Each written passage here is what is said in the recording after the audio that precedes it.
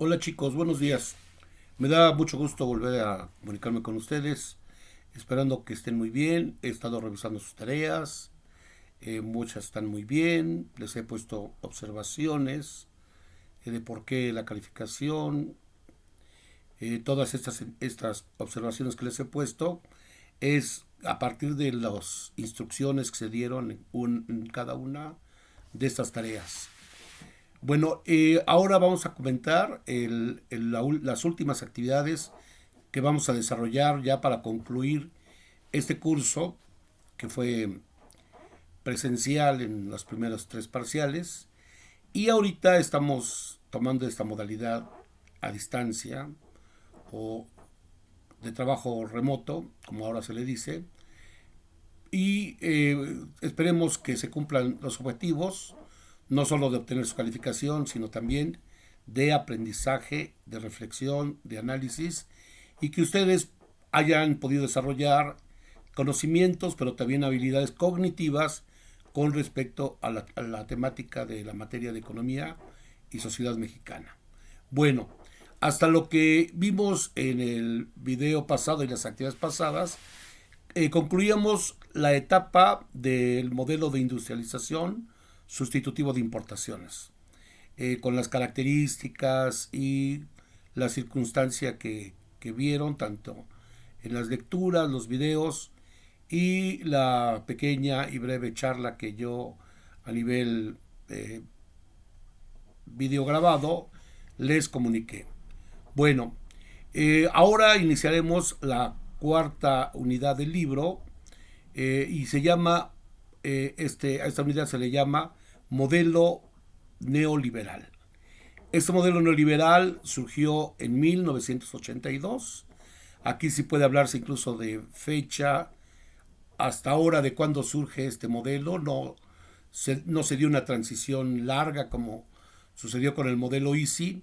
Aquí fue una circunstancia muy difícil que, como vimos en la sesión pasada y en las lecturas, se dio en 1982, que fue un año económicamente muy difícil para el país, toda vez que en ese año se presentó una terrible crisis económica que conllevó a que el peso se devaluara en un 600%, a que la economía cayera de 8% a menos 0.2%, que la inflación se disparara a 100%, y el elemento fundamental de este cambio de modelo fue que la enorme fuga de capitales que no tuvo ningún miramiento, no tuvo los grandes y ricos de México que pudieron sacar miles de millones de dólares hacia el extranjero sin ningún sentimiento de nacionalismo,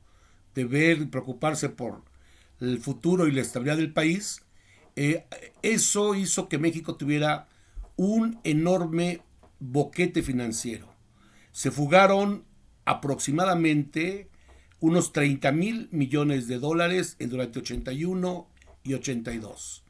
Y durante esa etapa, esas fugas de capitales fueron cubiertas con préstamos que el país le fue haciendo la banca extranjera, los grandes bancos del exterior.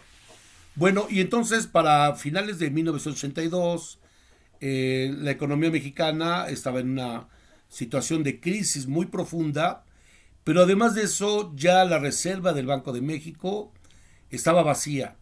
No había ni siquiera dinero para pagar las importaciones de mercancías y menos aún para pagar los compromisos de deuda extranjera, que eran al menos el pago de intereses de esta enorme deuda que había crecido hasta más de 80,000 millones de dólares en ese momento, y México tuvo que recurrir al Fondo Monetario Internacional. Ya no voy a hablar mucho de esto, ustedes en su investigación que hicieron se dieron cuenta que el Fondo Monetario Internacional es un organismo formado por muchos países, que se creó después de la Segunda Guerra Mundial y cuya finalidad es estabilizar a los países que tenían una dramática situación de emergencia económica. Y nuestro país en ese momento precisamente atravesaba por una dramática situación de emergencia económica. Y que el Fondo Monetario Internacional es un organismo financiero que tiene una filosofía económica o que está ideológicamente identificado con el modelo, la corriente de pensamiento monetarista que desde muchos años antes se había opuesto a la corriente keynesiana, cuyas políticas y cuyos postulados inspiraron las políticas económicas del modelo Easy. Y bueno, entonces el Fondo Monetario Internacional se caracteriza por estar en contra de las políticas keynesianas. Recordemos las políticas keynesianas que se aplicaron durante el modelo Easy. Entre otras está el proteccionismo a la industria nacional, que implicaba cerrar fronteras, imponerle obstáculos a las importaciones con el fin de proteger la industria nacional. Otro elemento también era la gran participación del Estado en la economía. El gobierno tenía mucha injerencia en las decisiones, en las medidas, pero también porque el gobierno a lo largo de esos años se había convertido en un importante propietario de empresas públicas. Se habían creado empresas muy importantes en esa etapa como Pemex, que ha sido desde siempre la empresa más importante del país, otras empresas como Comisión Federal de Electricidad, que todavía siguen siendo empresas públicas, y otras empresas muy importantes como Ferrocarriles, que era propiedad del Estado, ahora es una empresa privada y transnacional, y los bancos, el teléfono, que era propiedad del Estado y después pasó a ser parte de Carlos Slim, que se volvió el hombre más rico y de los multimillonarios más importantes del mundo, del mundo. Bueno, entonces el Fondo Monetario Internacional simpatiza con ese tipo de ideas y le impuso condiciones a México. Ante esta situación de emergencia, el Fondo Monetario Internacional no le prestó mucho dinero. Le prestó algo así como 5,000 millones de dólares, que para ese momento eran muy importantes para el país, porque hagan de cuenta que una familia que ya no tiene dinero ni para ir a la tienda, ni para lo más indispensable. Y entonces tuvo que pedirles en una situación de gran emergencia nacional y aceptar las condiciones del Fondo Monetario Internacional, que están plasmadas en la famosa carta de intención que ustedes también hicieron en su tarea, investigación, que no he revisado todavía, pero seguramente debe tener esos aspectos. Las cartas de intención, ¿qué son? Pues toda persona acuérdense de cuando vimos las actitudes del acreedor y el deudor, cuando la gente se presta dinero. En este caso, México era el deudor, el país, el gobierno era el deudor, y el acreedor era el Fondo Monetario Internacional. Y como cualquier acreedor, tiene que firmar un documento, un pagaré, en el cual se compromete a pagar el capital prestado más los intereses. Pero además, México aceptó ciertas condiciones, porque como todo acreedor debe garantizar que le va a pagar, y la única forma de pagarle es dando garantías de que México va a hacer las reformas, las medidas necesarias para que le paguen precisamente ese dinero que le deben. Una de ellas era que los gastos del gobierno habían sido muy altos durante la etapa del modelo Easy o modelo proteccionista. Y entonces en la carta de intención, ustedes seguramente lo recuerdan, le piden a México, le piden que reduzca su déficit presupuestal, su déficit fiscal, con el fin de que haya dinero del presupuesto público para pagar la deuda externa. Por eso, por ejemplo, lo que ahorita está pasando en nuestro país, de que hay algunos empresarios que le piden al presidente López Obrador que contrate deuda para ayudar a los empresarios, claro, es muy fácil, pero después, ¿quién va a pagar esa deuda externa? Nosotros, con los impuestos y con menos obra social. Y así sucedió, entonces pidieron prestado, el país, México, tuvo que empezar a cobrar más impuestos, el IVA, y empezó a cobrar más impuestos sobre la renta, y además empezó a vender, subir el precio a los bienes y servicios públicos que vendía, como gasolina, como luz eléctrica, prediales, todo eso, ¿no? Le tuvo que subir de precio para allegarse recursos. Pero estos recursos no eran para obra pública, etcétera. Era para pagar la deuda externa. En la actualidad, jóvenes, México, la mitad del presupuesto, todo lo que pagamos en impuestos, eh, servicios públicos, luz, gasolina, todo lo que en México el gobierno recaba, la mitad, se va para pagar deuda externa. Vean lo terrible de estar endeudadísimo, porque eso limita el desarrollo nacional. Y otra condición también que puso el Fondo Monetario Internacional es que el país iba a quitar esas políticas keynesianas para dar entrada a las nuevas políticas liberales. El liberalismo se tiene, entre otros aspectos, 4 ejes fundamentalmente. Uno es la desregulación económica. El principio neoliberal, por eso se llama neoliberal, porque el liberalismo económico, recuerden las exposiciones de Adam Smith, el liberalismo económico, la mano invisible, dice que el mercado debe regularse solo, y que lo que hizo el keynesianismo fue meter un agente regulador en el mercado, lo cual impidió su adecuado funcionamiento. Por consecuencia, había que desregular la economía, que el Estado se hiciera a un lado y que incluso aprobaran leyes en el cual se dijera que el Estado tenía que salirse de la actividad económica, y empezaron una serie de reformas constitucionales para garantizar este modelo neoliberal.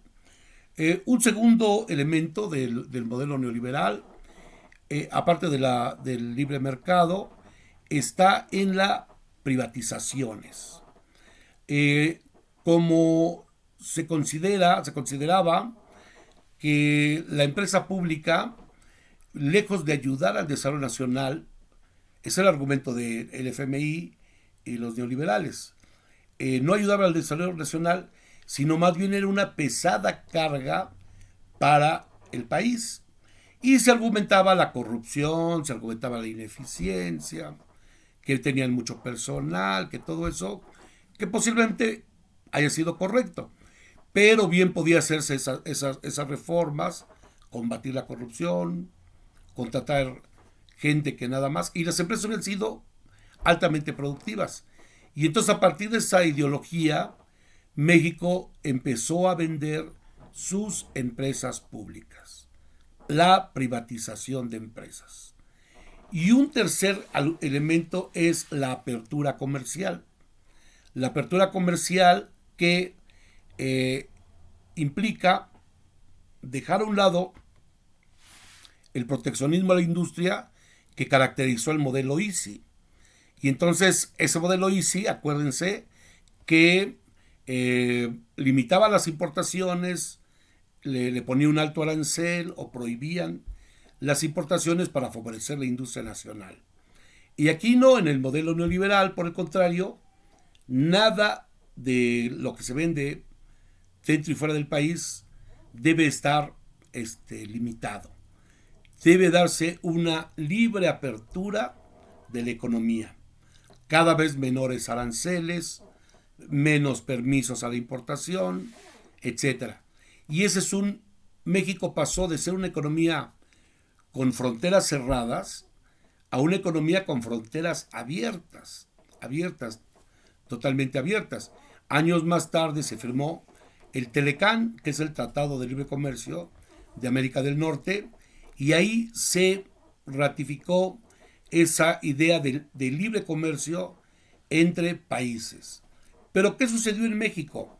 En México, al abrirse la economía y permitir la entrada de importaciones de bienes extranjeros, se ponía a competir a la industria nacional con empresas más fuertes.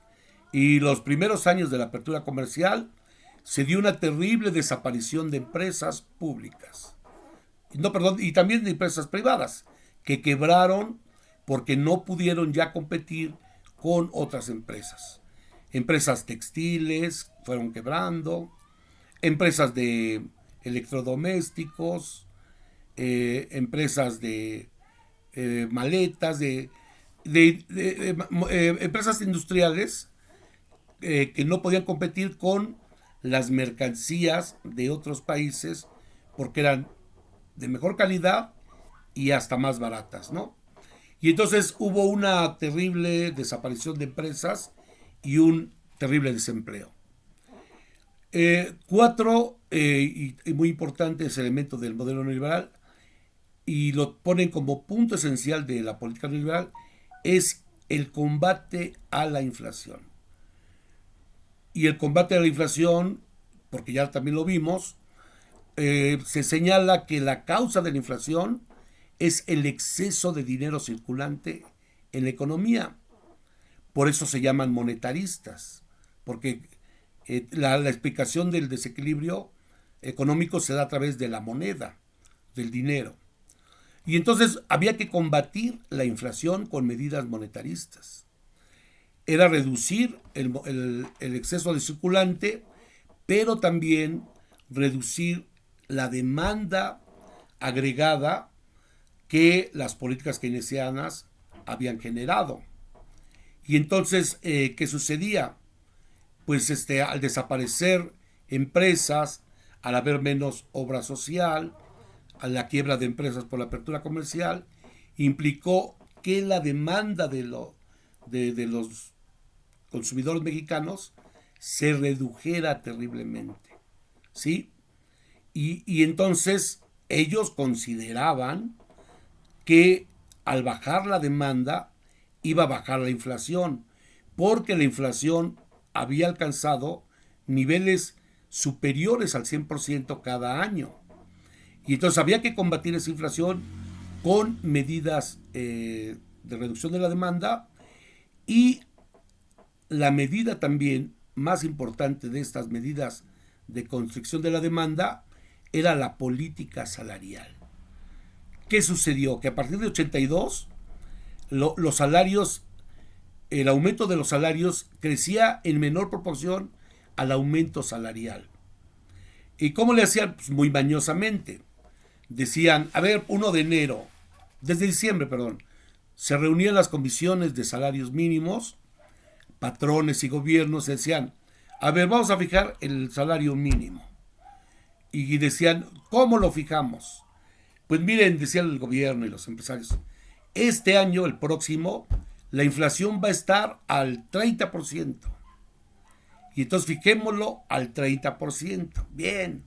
Entonces fijaban el aumento salarial conforme a la inflación esperada el próximo año.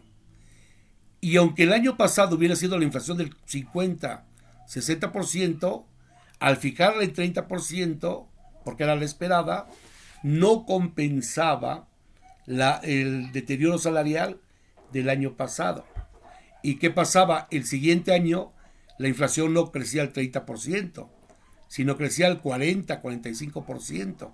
Y no le recuperaban ese 15-20% que había perdido, no se lo recuperaban. Y al próximo año nuevamente fijaban la inflación esperada, y esta siempre se calculaba minimizándola, y en la realidad subían más. Por eso durante los años 80, 90, el nivel de vida de la población mexicana se redujo dramáticamente, se desplomó. Hay estudios que dicen que lo que compraba el salario mínimo en 1982 y lo que compraba en 2018, 36 años después, era el 15% de lo que compraba. ¿Y cómo lo calculaban? De manera incluso muy fácil. Decían cuántos kilos de tortilla se compraban en 1982 con el salario mínimo. No, pues que 30 kilos de tortilla. ¿Y cuántos se compran con el salario mínimo de 2018? Se compran 4 kilos, 5 kilos de tortillas. Y así se hacía una canasta de bienes y entonces al menos el salario de antes compraba, aunque era muy pequeño también, permitía comprar leche, huevo, carne, etcétera, aunque fuera salario mínimo. Y en la actualidad el salario mínimo es de una elemental sobrevivencia. ¿Sí? Bueno, entonces todo eso conjugó y configuró el modelo neoliberal que se aplicó en México. La segunda tarea que también dejamos fue ¿qué es el consenso de Washington? Bueno, el modelo neoliberal, como también lo van a ver en las siguientes lecturas, se empezó a aplicar en Chile en 1973. Ese país hermano latinoamericano sufrió un golpe de Estado. Derrocaron al presidente legítimo. Estados Unidos, desde luego, el gobierno de Estados Unidos apoyó a Augusto Pinochet, un militar, a que el ejército desconociera ilegalmente al presidente legítimo Salvador Allende y lo derrocara con una violencia inusitada. Bombardearon el Palacio Presidencial estando dentro el presidente Salvador Allende. Estuvo destruido durante muchos años ese edificio. O sea, el nivel de barbarie fue terrible. Y una vez que eso se llama golpe de Estado, y después de este golpe de Estado donde hubo muchos muertos, desaparecidos, detenidos, que eran simpatizantes de Salvador Allende, pudieron, en medio de una dictadura que se implantó de Augusto Pinochet, y lograron violar la Constitución y imponer medidas neoliberales, como las privatizaciones, como la apertura comercial, como todo lo que hemos señalado, la caída salarial. Y obviamente también, no crean ustedes que los trabajadores mexicanos y chilenos se dejaron, sí, quiero ganar menos. No, hubo muchas huelgas, hubo muchas protestas por mejoras salariales, y todas fueron violentamente reprimidas, en el caso chileno, y acá simplemente ignoradas. ¿Sí? Acá en México existía la Junta de Conciliación y Arbitraje, y para que un sindicato se fuera a la huelga había que pasar ciertos trámites. Y aún ya una vez iniciando la huelga, la Junta de Conciliación podía declarar inexistente la huelga, porque le hubiera faltado que el papelito le hubiera llevado 5 minutos después, o por cualquier cosa declaraban inexistente la huelga. Y entonces fueron derrotando, fueron reprimiendo a la lucha de los trabajadores, que fue muy, muy combativa en los años 80, y ya para finalizar el modelo neoliberal, se ufanaban en México de que la clase trabajadora no protestaba, no había huelgas, no había peticiones. Y además de eso también hubo una ofensiva contra los sindicatos independientes. El último caso fue del ESME, no sé si ustedes lo recuerdan, era muy pequeño, donde arbitrariamente se desapareció una empresa pública con tal de desaparecer un sindicato independiente, violando obviamente la ley. Llevaron el ejército, la policía. Bueno, entonces eso es lo que está planteado dentro del modelo neoliberal, así a muy grandes rasgos. En la unidad 4 del libro, ustedes van a encontrar algunas lecturas que se van a apoyar para las tareas que vamos a dejar a continuación. Ya no van a ser tareas tan puntuales, que hagan un resumen de tal página, tal página. Aquí vamos a elaborar un ensayo, un ensayo. ¿Sí? En este ensayo vamos a escoger la primera tarea, van a ser de las indicaciones que voy a poner con este video y un texto. Vamos a culminar con un ensayo final que vamos a realizar. Van a ustedes a realizar por equipos, ¿sí? Y entonces debe tener las características de todo ensayo. Todo ensayo ustedes lo saben muy bien, seguramente en sus clases de lenguaje. Ustedes saben muy bien lo que es un ensayo, los tipos de ensayo, ¿sí? Bien, todo ensayo tiene 3 grandes partes. Y yo le agregaría una, que no es muy relevante, que es muy relevante, muy relevante. La primera parte de un ensayo, que es la introducción al tema, al problema. Hagan de cuenta ustedes que alguien va a leer su ensayo. Desde luego yo lo voy a leer. Y a lo mejor hacemos un concurso y los jurados también van a revisar su ensayo. Es cuando ustedes se dirigen al lector que va a leer su trabajo. Va a ser por equipos, pero tiene que estar bien hecho. Y además vamos a hacer 3 entregas o quizás 4 entregas de ese ensayo. Entonces deben ir bien elaboradas, porque si están muy mal, las vamos a regresar y les voy a pedir que lo vuelvan a hacer. Y si están muy bien desde el principio ya tienen 10. Si no está bien desde la primera vez y hay correcciones y eso, ya no van a sacar 10, pero van a sacar un 8, etc. Bueno, y vamos a ir avanzando. Entonces, la primera tarea es, hacer la introducción. Y la introducción, ¿qué es? Describir el tema que ustedes van a investigar. Y ese tema se va a ubicar en el contexto del periodo neoliberal en México, que ahorita describí muy brevemente, pero que ustedes pueden consultar en el libro. Son más de 100 páginas que pueden ir leyendo de a 4 paginitas diarias, y ya, cuando termine esto, ya habrán leído un libro de texto, como yo les prometí que lo íbamos a leer. Les dije, aunque ustedes no lo crean, vamos a leer todo el libro de texto. Y aunque ustedes no lo crean, les dije, van a terminar su libreta. Y le digo, y hay casos de otros estudiantes que han hecho hasta libreta y media, que algunos ya parece que ya terminaron su primera libreta. Bueno, entonces la primera parte va a ser de introducción al tema.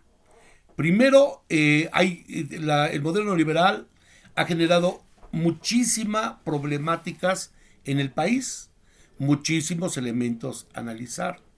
Entonces, cualquier investigador siempre inicia con un campo de investigación, un área de investigación.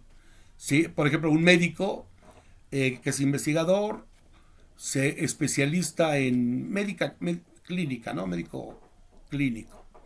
Y entonces, ya sobre eso analiza casos, pacientes, en fin. Y él mismo va viendo qué casos, ¿no? En el caso de las ciencias sociales, nos vamos a ubicar en una temática de la problemática social, económica y política, cultural, de este periodo. El periodo neoliberal va de 1982 a 2018, pongamos, ¿sí? Algunos dicen que todavía estamos en el poder neoliberal, o que nuestro presidente dice en el periodo neoliberal que pasó.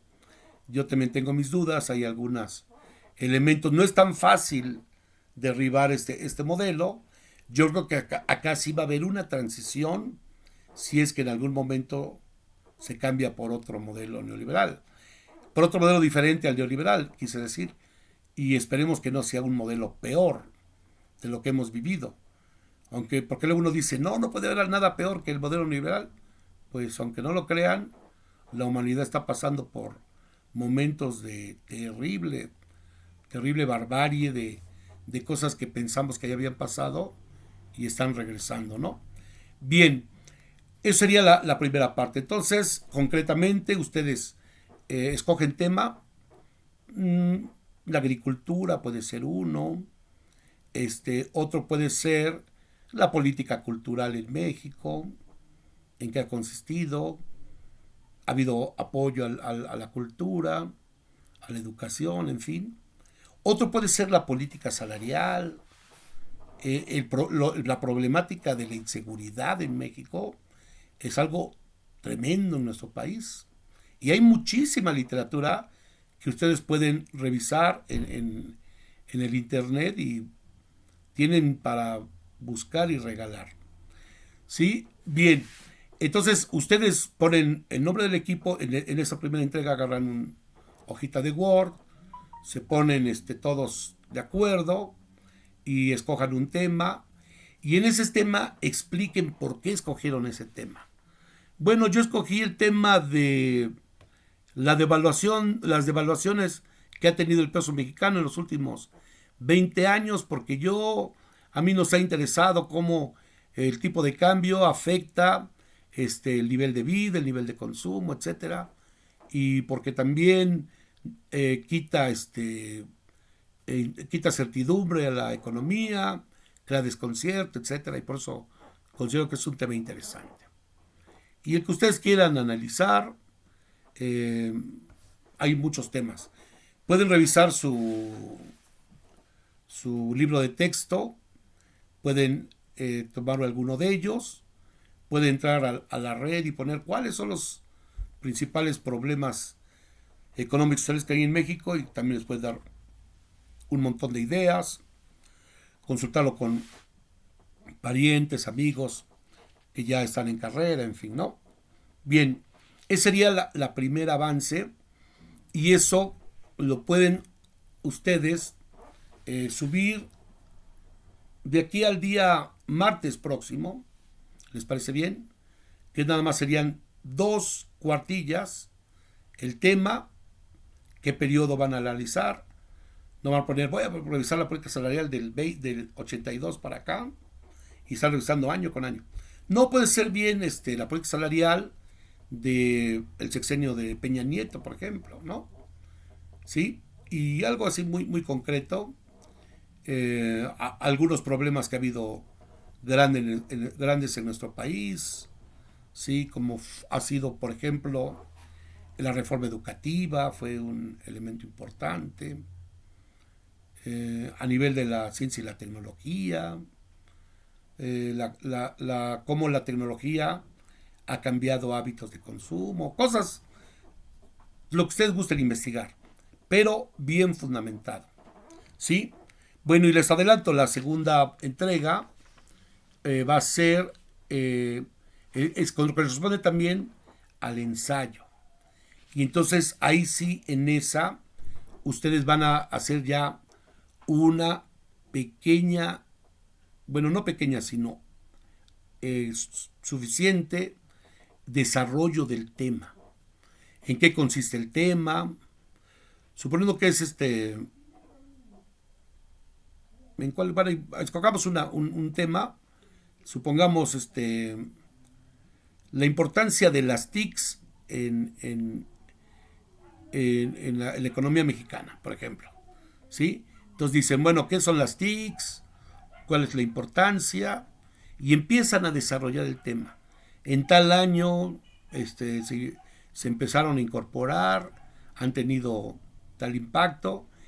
En total, para la segundo avance, deben ser al menos unas 8 o 10 páginas. En el primero van a ser 2, en el segundo van a ser de 8 a 10 páginas, y ustedes ya van a desarrollar todo el tema, la temática. Ahora, jóvenes, desde la primera entrega, ya les puse las indicaciones en la plataforma de cómo esperamos ese ensayo, y ustedes ya saben muy bien lo que es el formato APA. Y el formato APA es una estandarización de los textos académicos y científicos que se están dando en el mundo.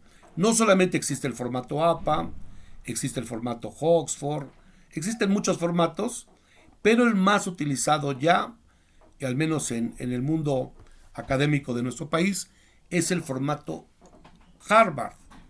No, perdón, APA. APA. Me equivoqué. El formato APA. Y es bien fácil que ustedes lo puedan ir realizando. En una hoja de Word, en el menú horizontal que está arriba, hay uno que se llama estilos y formato, me parece, y ahí está el formato APA, y ustedes van redactando, y entonces van ya directamente capturando bibliografía, le ponen un cuadrito, ponen autor, ponen el título, editorial, año, y solito les pone la bibliografía, se la pone al final del texto, y les va insertando, ustedes van insertando, al citar, por ejemplo, González Casanova en su texto, suponiendo que un autor se apellida González Casanova, usted pone González Casanova y automáticamente el formato APA, como ya ustedes tienen dentro de la bibliografía, les va a aparecer el año de la edición en paréntesis. Ya tienen que estarlo ustedes haciendo. Es muy fácil y muy amigable utilizar el formato APA, y además mucha coherencia, jóvenes. Si bien son tres grandes partes que tiene un ensayo, también ya el desarrollo, ustedes tienen que ir haciendo una serie de apartados, ¿sí? No van a poner, por ejemplo, al final del texto, y vamos a definir el tema de que estamos. No, ese va al principio, ¿no? Y ya el desarrollo, seguir una secuencia.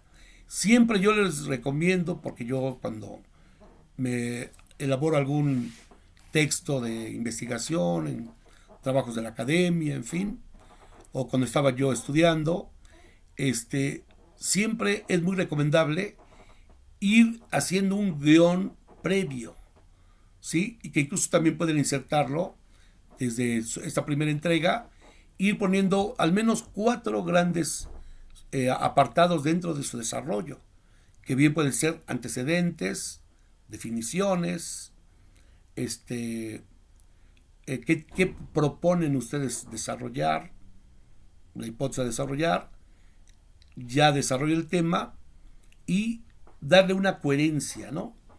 Por ejemplo, por un ejemplo. Y la tercera parte, que sería ya al final, y una vez que hayamos ido pasando, yo iré revisando sus entregas tan pronto como las vayan entregando, y en tanto ustedes siguen con su segunda parte, yo les mando observaciones de la primera entrega, de manera que quede muy bien su ensayo, al menos en los criterios del formato APA, y tenga una coherencia. Yo les recomiendo al menos usar, como son por equipos, al menos que cada integrante del equipo incorpore un texto de material bibliográfico en su ensayo, no menos, ¿sí? Y si tienen más, mejor, pero citen los que realmente están ocupando, porque me ha tocado a mí leer algunos artículos y de bibliografía son 20 páginas y te citan a Marx, te citan a Marcuse, te citan a Max Weber, y ni siquiera está en el artículo, te lo citan ahí nomás. No realmente las referencias que ustedes estén desarrollando.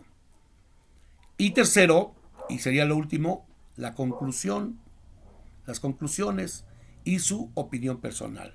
Ahí sí también al menos serían 2 cuartillas. De manera que al final del ensayo deben ser aproximadamente 15 cuartillas. Y la última entrega final ya sería un ensayo final, integrando todo, pero se le van a reducir esas 15 páginas para llegar a un ensayo de 8 a 10 páginas. Porque a lo mejor hay elementos que están redundando, meten temática que no le corresponde, se pierden un poquito en la redacción, etcétera. Y eso es lo que van a hacer. Yo también les recomendaría que se asesoraran con el maestro Julio en cuestiones de redacción, estilo, sobre el ensayo. Y serían las indicaciones que tenemos para esta sesión. Les agradezco mucho su atención y espero que estén muy bien. También algunos jefes de grupo me han mandado WhatsApps y me están preguntando si va a haber examen. Yo sería de la idea que sí hubiera un examen, pero hay otros compañeros que dicen que no, y que el ensayo, siempre y cuando estuviera muy bien, fuera como darle la ponderación de lo del examen, y el resto de tareas quedará como complemento de tareas. Entonces ustedes pueden mandar sus comentarios a su jefe de grupo, y su jefe de grupo me puede llegar esa pequeño sondeo o encuesta que ustedes tengan, de manera que ya estamos ya en el cierre final del curso. Si hubiera sido presencial, ya nos estarían exigiendo las entregas de resultados, seguramente, pero ahorita no. Ahorita parece que hasta principios de junio vamos a poder entregar las evaluaciones finales, ¿no? Pues eso sería todo, queridos chicos y chicas. Entonces, en este video están las indicaciones de las 3 entregas que se van a hacer a lo largo de lo que queda del curso, ¿sí? Entonces, yo con eso me despido, y las fechas serían así. La primera entrega sería de el día de hoy al día martes 12 de mayo, y el desarrollo lo dejaríamos hasta el viernes 20 de mayo. Y la siguiente semana sería ya la conclusión y el ensayo final, y ya con eso tendríamos el material, los elementos necesarios, la materia prima para poder evaluarlos a ustedes. Y pues van muy bien, la gran mayoría de ustedes va muy bien. Nos adaptamos, felicitémonos todos de que los seres humanos, lo que caracteriza a la especie humana es su capacidad de adaptación. De acuerdo a Darwin, no sobrevivió el ser humano por muy inteligente o por la destreza, sino por su capacidad de adaptación. Y miren, estamos logrando adaptarnos a este ambiente que nunca habíamos vivido. Seguramente ustedes no van a vivir otra experiencia igual, porque las grandes epidemias que ha habido en la historia de la humanidad se dan cada 100 años. Y la última, curiosamente, también empezó en 2019. 1919.